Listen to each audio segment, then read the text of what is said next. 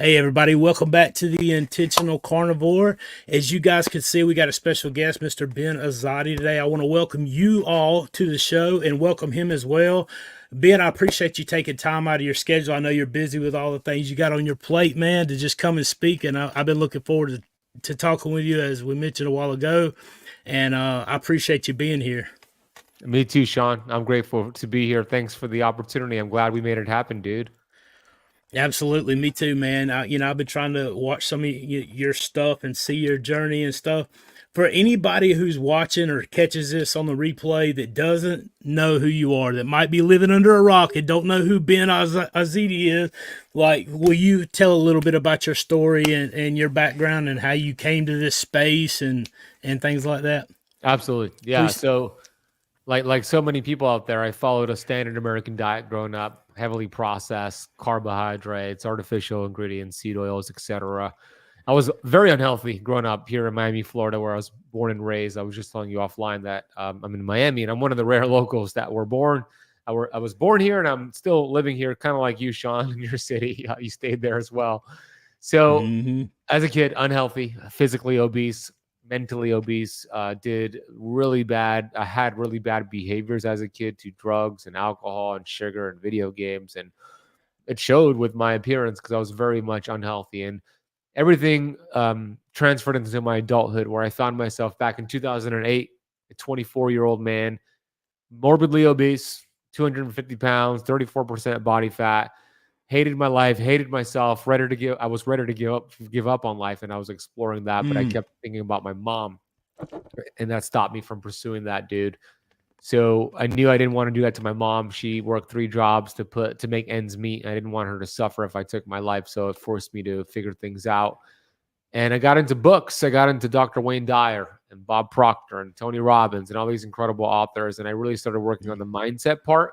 I took responsibility, which I believe is the first thing we do for great change, is we take ownership and responsibility. And unfortunately, Sean, too many people don't even understand what that word means. And that word to me is our ability to respond to life. It's the ability to be the victor and not play the victim. It's to take ownership. And I didn't do that for 24 years until I did. And then once I did, that's when the transformation came. I lost 80 pounds in 9 months. I went from 34% body fat to 6% body fat, completely changed my physical appearance. I carved out what I call a mental six pack. That was 15 years Yeah. ago plus. Ever since then, I've been a student and a teacher and a student and a teacher. I've written 4 books. I founded Keto Kamp, which is my company, where we teach these ancient healing strategies. Of course, Carnivore is a part of that. Keto, intermittent fasting, and I just want to get the message out there with the goal of educating 1 billion people. And within that mission is to reverse type 2 diabetes in 1 million people. And we're on our way. So I love having conversations like this to get the word out to the world. Dude, thank you. Like, you got me like that. That fires me up because I can relate. I know what it's like to be in captivity to depression, to anxiety, to feel like you don't have hope, to feel like you don't have a way out, to feel like you're trapped, like there's not a tomorrow, and waking up and not caring if you see tomorrow. Yeah. It's a bad place to be, and you often, like, if you're like me, like, you just don't, like, you don't know how you got here, and you absolutely don't know how to get out, right? But when you do find that, it's so powerful that you feel a responsibility to share it. Like, you can't hoard that, and dude, that fires me up so much. um like, for you, is for you the depression, picturing your mom is what brought you, one of the big things. For me, it was my wife. I've been married for 22 years. Wow. Yeah, 22. Yeah, well, it'll That's be cool. 22 years in July, 21 and a half technically, but what, long story short. um but my wife's amazing, my mom's amazing, my brother's amazing, my kids, I got a 15-year-old and a 12-year-old. I've got every reason, looking from the outside, to be going in life. But I was so consumed with myself. What are some of the things that you suffered? Not just the depression and stuff. What other health issues did you have before you found this way? Did you have the type 2 diabetes and the health issues stuff? So I was on my way to type 2 diabetes. I was very young, so I was developing insulin Hmm. resistance. I was pre-diabetic, but it Hmm. takes about 14 years on average for those blood sugar levels to change to be categorized as a type 2 diabetic. So I was on my way, and if I didn't do something about it, that was my predictable future, my near future, maybe 3 or 4 years later, maybe 10 years later, but I would have been diagnosed with type 2 diabetes. So technically, I wasn't, but I was on my way. But other things that I was dealing with was the weight, the extra weight on my body created so much Hmm. inflammation that I had extreme lower back pain, extreme knee pain. I would wear knee sleeves around my knees to walk around the mall if I know I was going to walk around the mall for more than an hour because I would be so inflamed. I would be working at a job that I used to have back then as a packing and shipping manager and drop Hmm. something and go to pick it up and pull out my back and not being able to stand up, 22 years old, that happening to me. So I was so inflamed, brain fog, digestive issues. I was dealing with a lot. And if I didn't make that change, if I didn't take ownership and responsibility, like I probably wouldn't be alive right now. I would be, and if I was Hmm. alive, I would be on 20 meds. I would be obese. I would have an A1C of like 8.9. I would be very unhealthy if I didn't make those changes. Hmm. So the pain and the symptoms that I had were blessings. They were the way for me to understand that there's check engine lights turning on all over the place. And I think that's very important for us to understand that we've been brainwashed to believe that your disease and diagnosis and symptom is evil and we should hate it and mask it. But the truth is, we Hmm. should be thankful for our symptoms and thankful for the disease. That's the body's way of showing you you're doing something, and that is out of balance with how your body is aligned or created to thrive. And that's something, once you remove that interference, the check engine light turns off. Don't just cover it up. So that's the goal, is to help people get to the cause. So for me, all those symptoms were not the problem. Even being overweight was the symptom. Nobody has a weight problem, they have a weight symptom. Once I got to the cause, all the symptoms started to get crossed off line by line as a side effect. Hmm. Oh yeah, taking that responsibility is huge, man. Like that for me. That's also one of the first things, and I love talking about that. Not because I'm proud of it, because I feel like that it shows me in my weakness, but in weakness we are made strong. I believe because of my faith, but like I feel like that taking responsibility, not letting myself off with the excuse that because I would make an excuse that it was everybody else's problem why I was in the shape I was in for whatever reason. And finally, it got to the point where it was like, you know, I'm not making any more excuses. It's my fault. I'm taking responsibility. I got myself in this hole.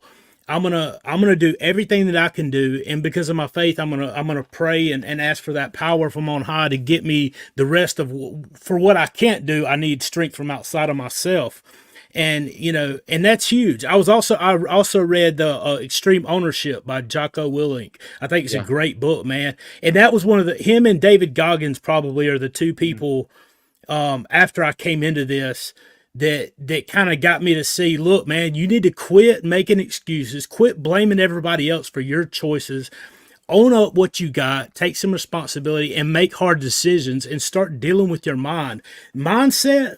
Like changing the way you eat's huge. Like you like that, giving your body the nutrients that it requires, to the building blocks to thrive and perform optimally. The body can do amazing things when it's got the right nutrients to do so. But if you don't, like you said, the root of the problem is the mind. If you fix the mind, the body's the easy part. It knows how to take care of itself because you can't control that.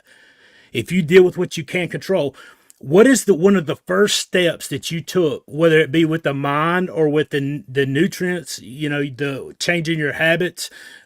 What's one of the first things that you see, maybe for yourself, or maybe just something that you've learned over time? The first thing that you can take practically to deal with this issue and get on the right track. Obviously, taking responsibility. Then what? Mhm. Like, what's this? What's that step? Yeah, it's a great question, Sean. The next step is to do an audit on your environment, because if you don't change your environment, your environment's going to determine your thoughts. So here's how it Hmm. works. Your environment, and when I say environment, I'm talking about your friends, your family members, your husband, your wife, your girlfriend, your boyfriend, your children, your coworkers, the television, the social media, everything around you. Your environment determines the thoughts that you have.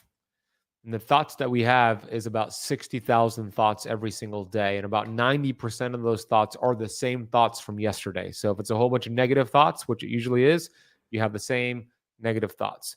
So if your environment determines your thoughts determine the actions you take. The actions you take determine the results you get in life. And the results you get in life determine your destiny. That Ooh. means the root is the environment. And if you want the fruit, and when I say fruit, I mean results, not actual fruit, you got to change the root. So you change your environment is the next step. So I had to take a hard look at my environment and do an audit and put people into two different camps.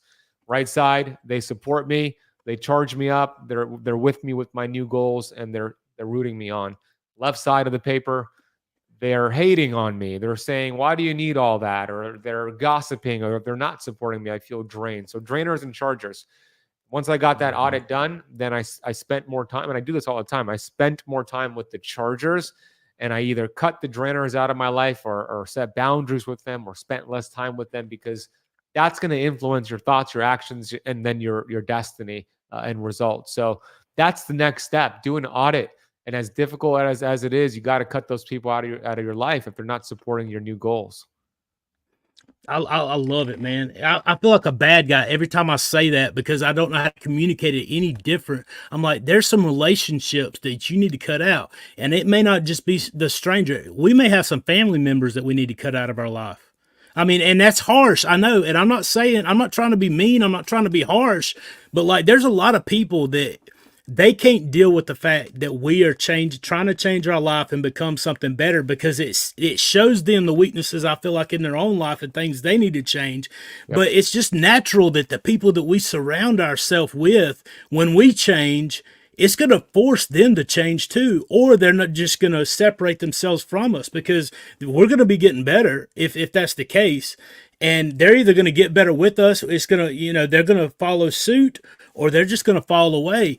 And if it's somebody close to us, man, that likes us the way that we are, they're gonna, I see it all the time. People sabotaging other people because they're like, I don't want them to change, because that fear of losing them, not so much that they don't want to see them get better, but it's more of an internal battle that they're not ready to face yet. Do you see that as well? 100%, Sean. I see that all the time. When we change, we become a threat to everybody in our lives who do not change. It points a mirror, as you say, points a mirror to them. And it's easier for them to drag you back down than it is to start changing, right? So when you start eating healthier and you start saying no to alcohol, and that points a mirror to how come they're not eating healthier? How come they're not saying no to alcohol? How come they're not doing keto? And they start to see you with results.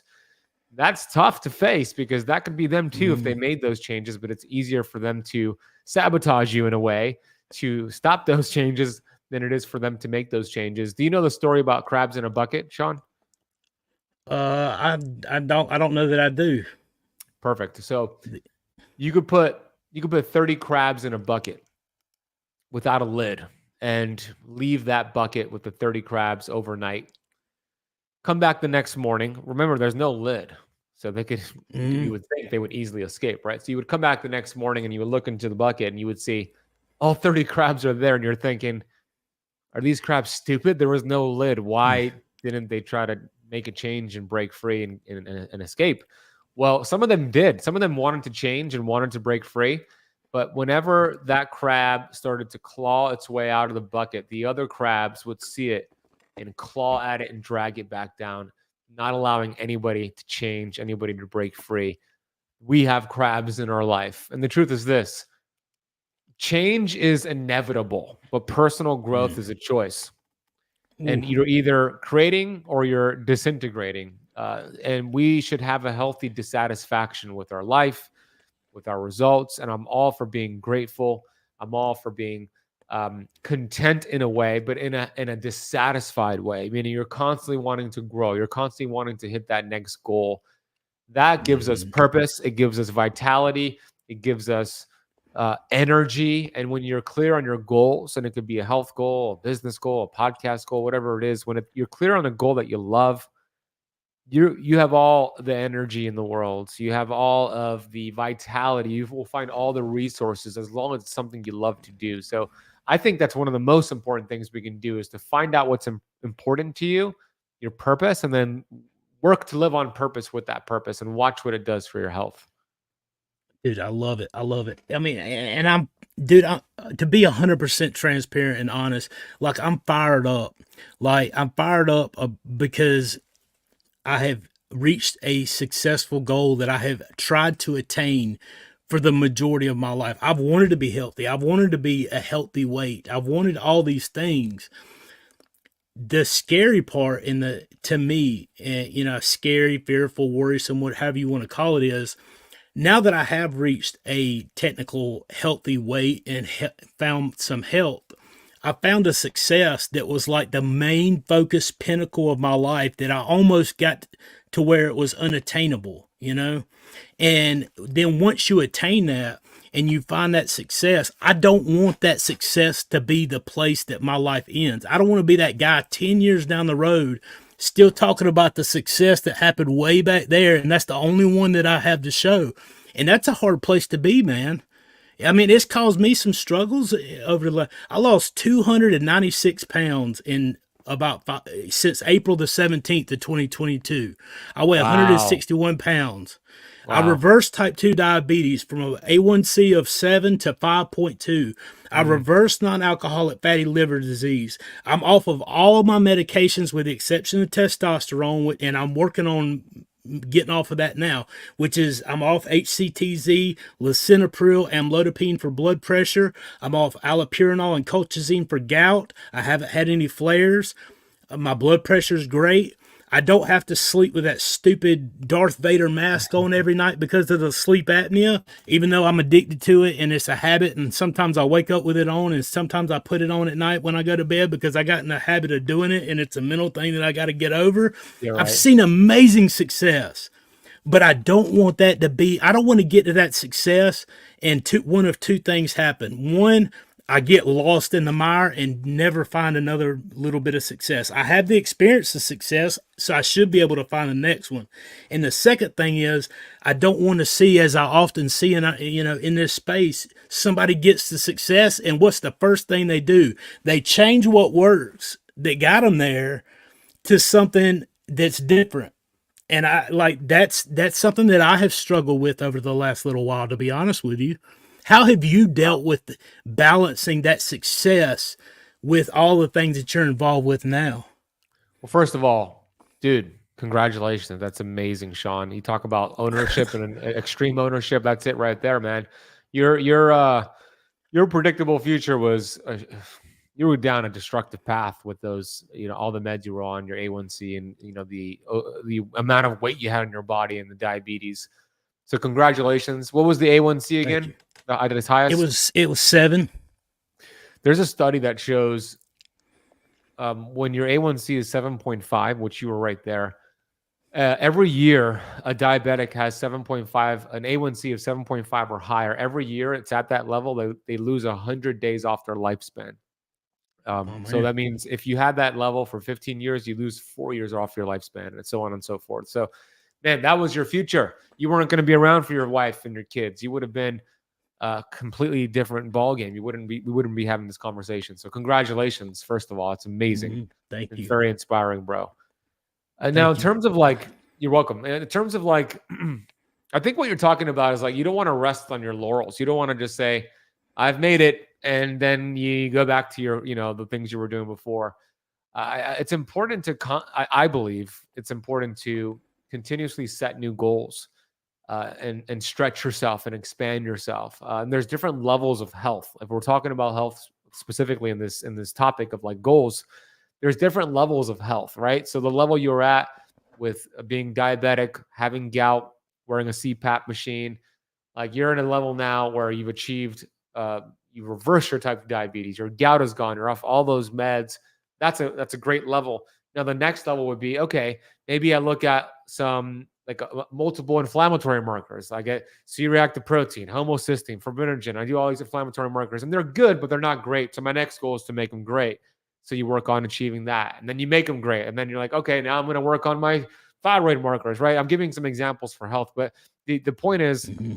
we should continuously set goals and be grateful and enjoy that journey as we're setting to achieve that goal. Because what I've come to find is that, and I think you could relate, I'm all for hitting goals and I'm all for setting goals.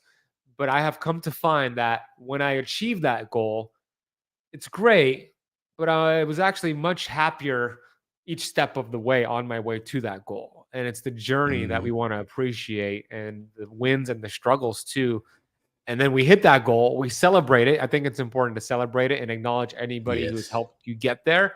And then it's like, okay, what's next? I have a motto that's 100% left to go. I'm always going to live like that. So I celebrate the Mm-hmm. goal. I'm grateful throughout the journey of that goal, even with the challenges. And then we hit the goal and celebrate it, acknowledge those that were involved. And then it's like, all right, 100% left to go. What's next? Right. And then we go to the next level. When we have so much potential, Mm-hmm. it's really beyond what we could ever imagine. God has given us this incredible opportunity. I believe abundance is our birthright.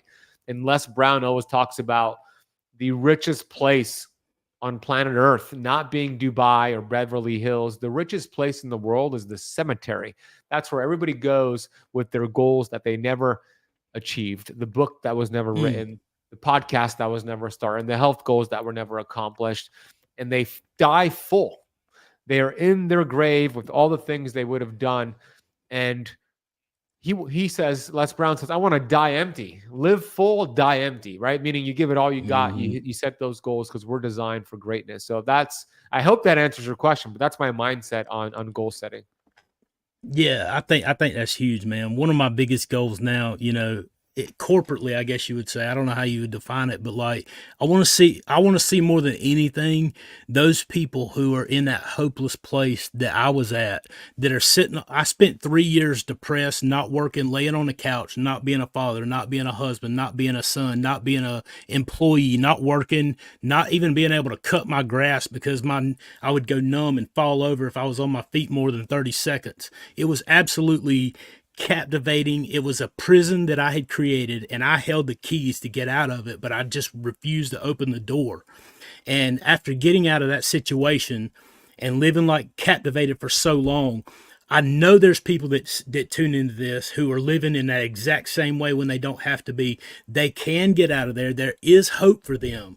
And I don't want to see people give up. I don't want to see people continue to live in a jail cell created by their own hands that they can open the door and walk out of. I want to give them those steps and give them those keys and give them those practical things. That's why whenever I put out this content, I tell my people all the time, if I don't have anything to say, if I don't have anybody to bring on that can give you something good, give you something useful, you won't see me because I'm not wasting time. Time is precious, time is short. And we have to do, as you just alluded to, if we're going to do anything in this life, we have to take advantage of it today because today is what we have, and one step at a time. And I think Amen. those things are crucial. They're critical. God gives us grace on top of grace. And I love going back to Jeremiah. He says, I know the plans I have for you, the plans to prosper you. And we can do so many things. Our potential is out of this world. I could never, if you had come to me 2 years ago, 3 years ago, and told me that I would be sitting here talking to you and some of the folks that I've talked to on YouTube, I probably would have fell out right then and been gone because I would have just laughed so hard. But like the potential to be able to help people, the potential to be able to thrive in this life is exponentially more than what we give ourselves credit for. What do you think is the biggest thing holding people back from stepping into that from where they are?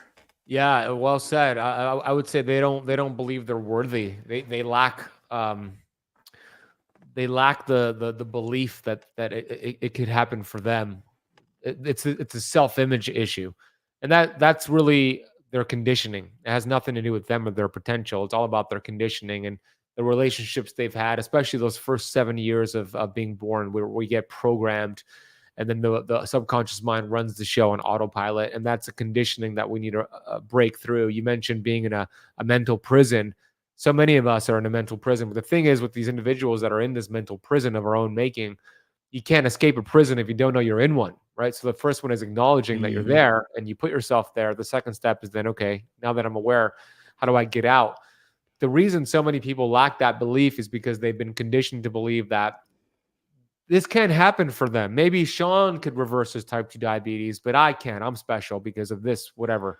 Or maybe this person could write that book, but I can't because it's thinking. You know, Zig Ziglar used to talk about that all the time. Thinking. And I've been listening to Zig Hmm. lately, even though he's passed a long time ago. I was just listening to him like an hour ago in the car. Uh, if you're thinking is thinking, your dreams are shrinking. You got to Oof. break through from that conditioning. And there's a story about this baby elephant born in Africa that illustrates what I mean here. This baby elephant, Sean, is born into the world, and they immediately put it to work. 20 almost a 24-hour day. But what happens at night after a long days of work, after the baby elephant has put in all this work, they tie these chains and shackles around the ankles of the elephant, and they stake those chains into the ground, and they leave and come back the next morning. And that baby elephant tries to break free and escape, but it's too weak. It's a baby elephant. It tries to break free, but those chains are around the ankle. It's stuck. It tries night after night to break free, but after a few weeks, it gives up even trying to escape because it starts to realize anytime these chains are on my ankle, there's no breaking free. But what ends Mm. up happening is that the baby elephant gets born into a full-grown elephant, a full beast that could pull 10 times its own body weight. It could pull loaded railroad carts, and they put the same chains around this big, beautiful beast of an animal at night, stake it into the ground, and that elephant could easily break free of its own prison and live a life that it's always wanted to live. But it's been conditioned to believe that anytime those chains are around your ankles, you're stuck. So it doesn't even try to break free. It would actually sit Mm. there and die. The only thing that would get that elephant to move is if somebody lit a fire beneath that Ooh. elephant, right? So we want to light a fire on people or let them know that those chains around your ankles, you put them there and it's something that you could break free. And we want to ignite that fire for you to go ahead and achieve that because there is greatness inside of all of us. As you illustrated, God gives us amazing potential and all the resources we need. But it's really a matter of you believing you can do it and breaking free of those conditions. I love it. I love it, man. That's an amazing message. That's a great message. Zig has one of the absolute best quotes. He says, if there's hope for the future, there's power in the present." Yeah. I've always loved that quote by Zig Ziglar. I think it's amazing. It just re-illustrating the point. So You good. know, So if good. it's so much good stuff out there. You know, me and my wife were talking about this yesterday or day before. I was like, man, you know, I never read a self-help book until after all this process had taken place in my life, but I did tap into a lot of people who did. You know, Yeah. I feel like a lot of the changes that we need to make, as you alluded, are stuff that we didn't realize it, and then somebody says something, and we realize, my goodness, that's me. You know, that's me. And then whenever you get sick of living the way you're living, that's when you're at the potential for change, man. All it takes is that one step. You're not gonna. We set so many unrealistic expectations. I'm going to do it all overnight. I'm going to do it. I want to lose, 100 pounds this month, all those things. And it doesn't have to be all that. It can be, you know, it's progress over perfection. Progress over perfection. You're not going to be perfect. I'm not perfect now. Nobody is perfect, and you're not going to be perfect. And it's not about being perfect. It's about that progression.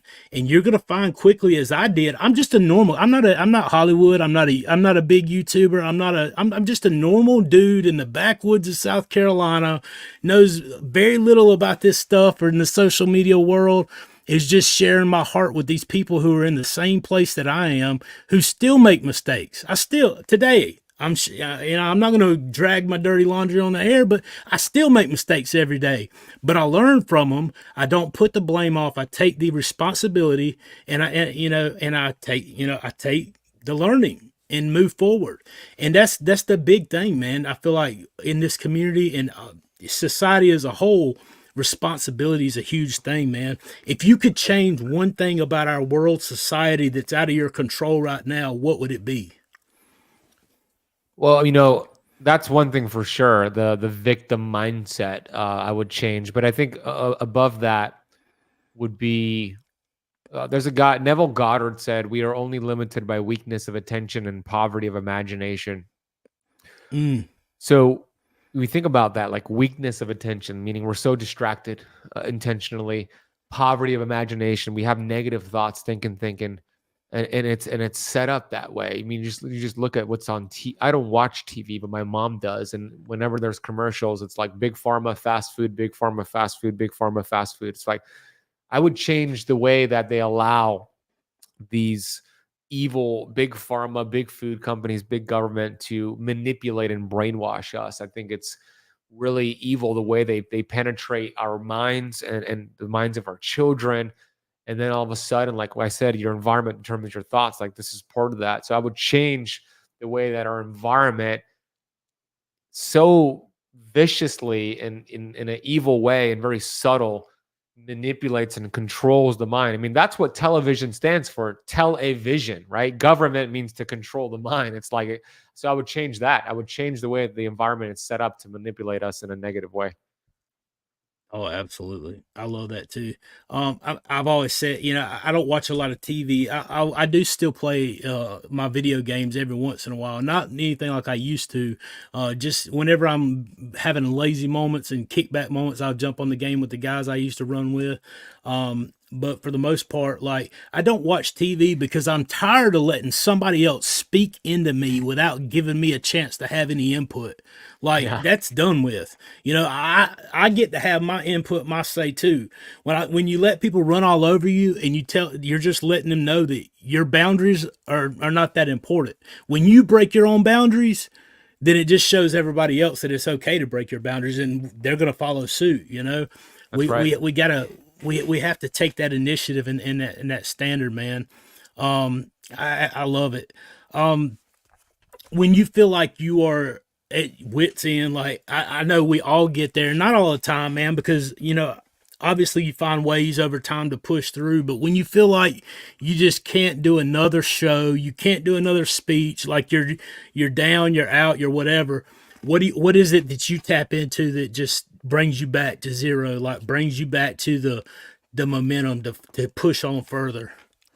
The mission is more important than me as an individual or you as an individual, Sean, or us as two people here. The mission is more important. I think about like the people. I think about, okay, let's say I decide not to do that interview or not to write that book or not to speak on stage or not to record that video. How many people have to suffer or even die as a result of me not taking action there? So I go to a place where I look at the consequences of me being taking inaction in that whatever it is. And the person who could have come across that video or interview and heard about me, and maybe they were like this close to taking their life, or maybe they were this close to um, doing something about their diabetes, but never got that info. But if they would have heard me, they would have done something and they would have reversed that for their family, for their wife. They would have been around 30 years. So I go and I start thinking about all the people that would end up in a bad place as a result of me being in action. So I put the mission ahead of me. And you know this, like sometimes you just don't, Hmm. there's days where you don't feel good. There really is day. Like I'm doing, I just got out of this house and I'm doing a mold detox, an 8-week mold detoxification program, and I'm on week 2, and it's like diarrhea all day long, and it's like energy levels are cyclical. It's like, but my calendar is full because I'm not a victim. I mean, I'm not complaining. I'm just saying, like, we all have things going on. Mike Tyson used to say, Hmm. everybody has a plan until you get punched in the face, but life is going to punch you in the face. Are you going to just say, oh, today, I'm just gonna rest today? Or no, I mean, if you have an important mission, like you just do whatever it takes. That's what Hmm. wit stands for. At your wit's end, whatever it takes. That's what wit stands for, right? So Hmm. that's what I do. I put the mission ahead of how I feel. Oh, absolutely. That's huge, man. It's like last Friday. Last Friday I had this freak accident, totaled my car, went live Friday night to do my weekly My show. Well, I gosh. mean it. I mean it was crazy, and I mean I got banged up a little bit. I'm fine. I'm okay. I need a new car if anybody's donating free cars away, but nevertheless, things happen. The circumstances are never going to be ideal to change your life. There's never going to be an answer that just you've been searching for a long time that just plops out of nowhere into your lap without somebody else who's found that answer giving it to you and being generous and showing that gratitude as you speak of, a good bit. The circumstances are never going to always be perfect or ideal. And just because you reach success and find those in certain areas doesn't mean that life's not going to explode on you down the road.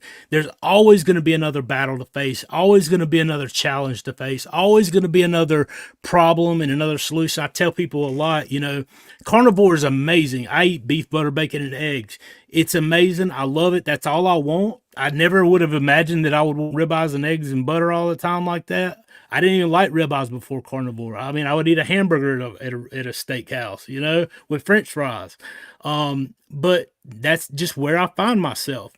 But I found that there's never going to be a good day. There's never going to be a good time to change your life. And just because you do change your life, I have just as many problems now as I had before, but I have a peace and a calm and an understanding. And the biggest thing is that I have an experience, because whenever you get through those hard times and those hard things that you never thought that you would ever be able to get through, you've got a pattern and an experience. And if you keep replicating that, that's how you keep creating that success, because maybe it's not the exact same steps, but you had the experience and you know that I didn't think I could get through that, and I did. So I'm going to keep pursuing and keep pushing and keep fighting and keep doing. And if I can't run, if I can't walk, I'll crawl. It doesn't matter what it takes. I'm getting there and nobody can stop me. And if I found that mentality and I found that change, I know 100% fact that there's not a soul out there that can't have the exact same thing. And that's powerful, man. Amen, bro. Amen. You're absolutely right. Can't control the circumstances, but here's the thing. I learned this from Dr. Wayne Dyer. I learned a lot from Dr. Wayne Dyer. One of the things he used to say is that when you squeeze an orange, what comes out? Orange juice. Okay. Mm-hmm. Why is that? Because that's what's inside the orange. Well, when life squeezes you, pressure, problems, what comes out? What's inside? If you are a victim and you hate yourself and you hate your life and you hate everything that's going on, what comes out is hatred and anger and resentment and a victim mindset. But if you are working on yourself, working on self-development, you understand that everything is happening for you, not to you. What comes out when life applies pressure is, okay, there's an obstacle here, obviously, but then you think about what's the opportunity here. Your stressings become your blessings. So you understand that I could use this obstacle as a stepping stone to something great, right? So when life squeezes you, what comes out is what's inside. As simple as that is, what's inside are your thoughts, your feelings, your actions. It's those 60,000 thoughts you have every day. So I hope this, for those who are watching here live or on the replay, I hope this ties back to what we talked about in the beginning, how those 60,000 thoughts you have every day are probably the most important things to become aware of, because they influence your health, they influence your actions, they influence how your DNA produces proteins. This is true through science. So if you could start to become aware of those thoughts, and you can't control all of your thoughts, but if you could start to become aware and let a negative thought pass, or close the gap between a negative thought and a positive thought, just improve, you're going to find yourself in a better place when life starts squeezing you.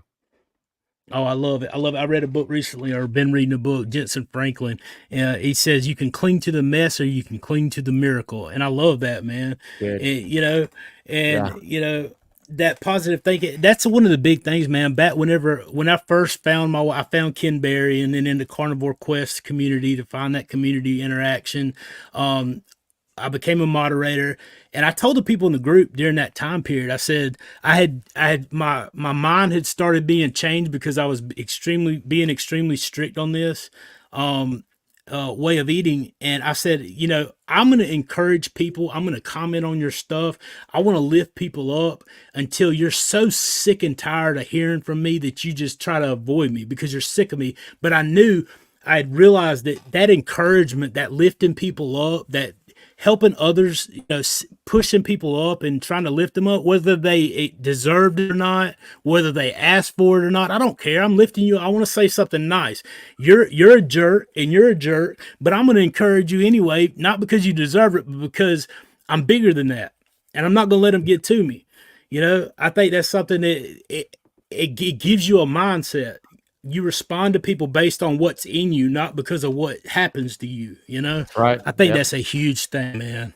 I And I love it, love bro. your thing on gratitude, man. I think that it's only natural for those people like you and I who have been blessed to bless others. Those of us who have been helped to help others.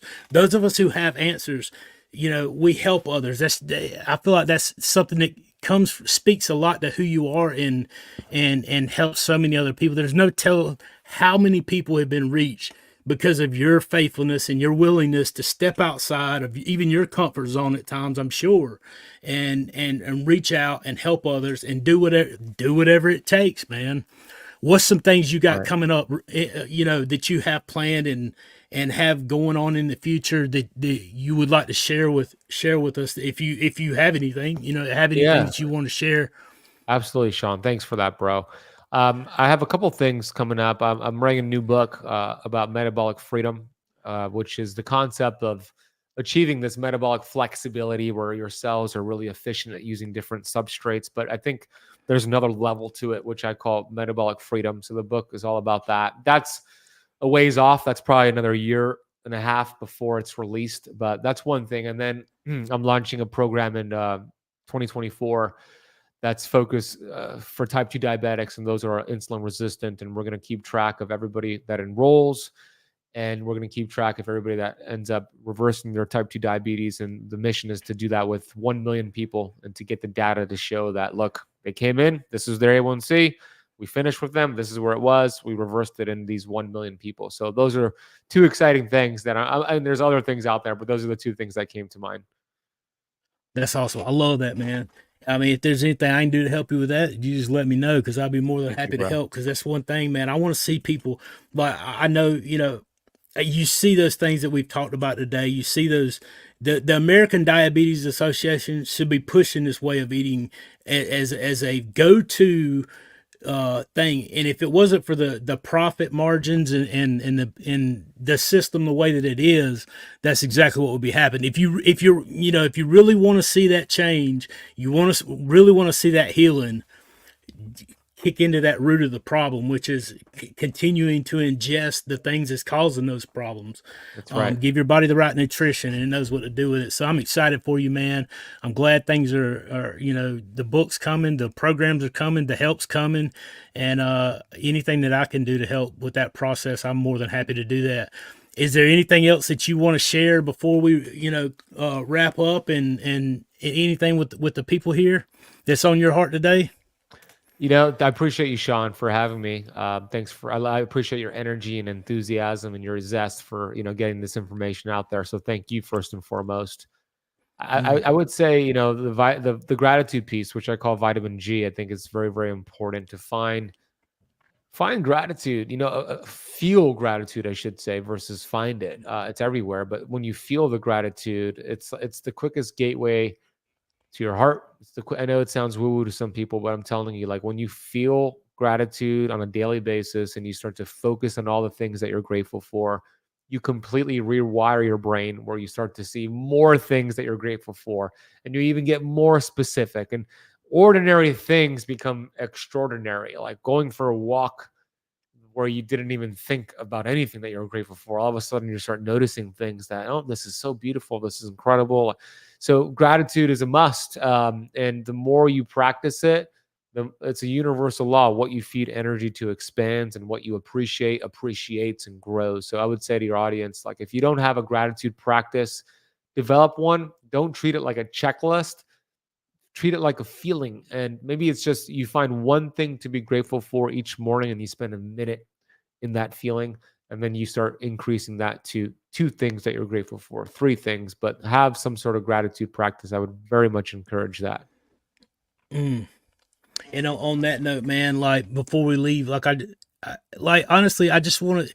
I am so grateful, man. Like, I'm grateful for this way of eating. I'm grateful for those of you that came. I mean, you've been doing this 4, 5, 6 years. I know I've seen your stuff up to 4 years ago. I don't know. You may have been doing it 15 quite long. years. 15 years. Oh, I've seen your YouTube videos for at Yeah. least 4 years, and I'm sure they went on before that. But, dude, I'm grateful for the people in this space. I'm grateful that God loved me too much to let me stay in my sin and leave me here, and He sent His Son to die for me. I'm grateful for my mom, who always has shown love to me, even though her circumstances were horrible most of her life too. For a wife who has been faithful and shown me nothing but love for many years. My kids who, show me unsurmountable gratitude for just even though I haven't always been the best father or the best husband or the best son or the best brother, I'm so grateful that there are those in my life who loved me enough to put up with my bull crap for as long as I did it. I mean, I'm so thankful for so many different things, man. I'm so thankful to even be able to sit here and speak with you today, man. It's humbling and it's amazing to me because I know that I'm not getting what I do deserve. I'm getting what I don't deserve. I'm getting blessed with grace and mercy that I surely goodness and mercy shall follow me all the days of my life, and I will dwell in the house of the Lord forever. I think what Psalms 23, right? I mean, I Yeah. think that those words could ring true to me, and those things that I've learned over the years just pop into my mind like that, and it just shows me that it's so amazing how blessed we are, and if we can focus on that gratitude as you point out, man, I think that's huge, and I'm so thankful for that too. So I love it. I appreciate you, brother. I love what you're doing. I love that you got a heart for people. I appreciate that, and I hope you absolutely do it. I'm crazy enough to believe that we can transform the entire world with this message, man. And Amen, bro. that's the mission, that's the goal, and that's what we're going to do. So anything we can do together again in the future, you just let me know, and I'm more than happy. And I appreciate your time and willingness to be here. And until next time, we'll see you again. Thank everybody in the crowd too. Thank you, everybody. There was some question. I think Daryl said had a question. He asked if he was going to be at KetoCon again this year. He said your presentation last year was awesome. Oh, thank you, Daryl. Yes, I will be there, Daryl. KetoCon this coming year in 2024. So I will be there delivering another keynote. I want to see you again, Daryl. Awesome. Awesome, brother. So you guys take care wherever if you guys are watching this, hit that like, leave us a comment in the comments below and let us know what you think. Let us know something that you're grateful for today. Yeah. Let us know something that you're struggling with. Let us know something that you want to answer to, and if we can get to it, we will definitely jump to it. And until next time, you guys stay strong and you guys keep pushing forward. Go check out Ben Azadi and be waiting on the book to come out. Check out the ones he's got out. Got a link in the description to his YouTube, and anything else you want me to put, just send it to me and I'll put a link to something else, maybe your books and stuff. More than happy to promote that and get those answers to people that are looking for it. And I appreciate it. So until next time, appreciate you guys. Stay strong and keep pushing forward. Thank you, Sean. Thank you, brother.